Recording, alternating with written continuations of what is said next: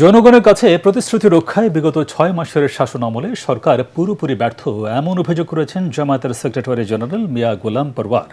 রাজধানীর মগবাজারে আল ফালাহ মিলনায়তনে সংবাদ সম্মেলনে তিনি বলেন, গণভোটের রায় বাস্তবায়ন এবং সংবিধান সংস্কার পরিষদের শপথ না নেওয়া সরকারের অন্যতম ব্যর্থতা।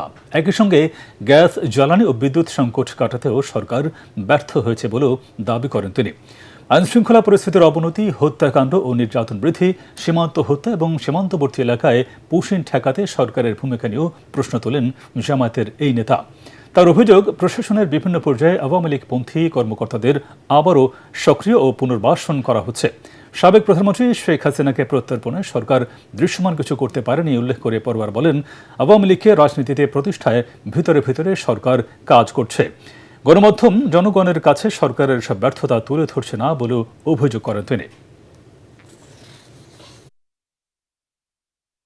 সরকারের প্রথম ৬ মাসের জনগণের সাথে দেওয়া বিশ্বাস ভঙ্গ করে সবচেয়ে চরম দ্বিচারিতা এবং ব্যর্থতা হচ্ছে জাতির সাথে দেওয়া ওয়াদাকে রক্ষা করতে না পারা। জুলাই সনদ আমরা সবাই স্বাক্ষর করেছিলাম, তার ভিত্তিতে যে গণভোট অনুষ্ঠিত হয়েছিল, সেই গণভোটের রায় কার্যকর তো করেইনি, বরং সেই গণভোটের প্রশ্নে সম্পূর্ণ নেতিবাচক ভূমিকায় সরকার অবস্থান নিয়েছে।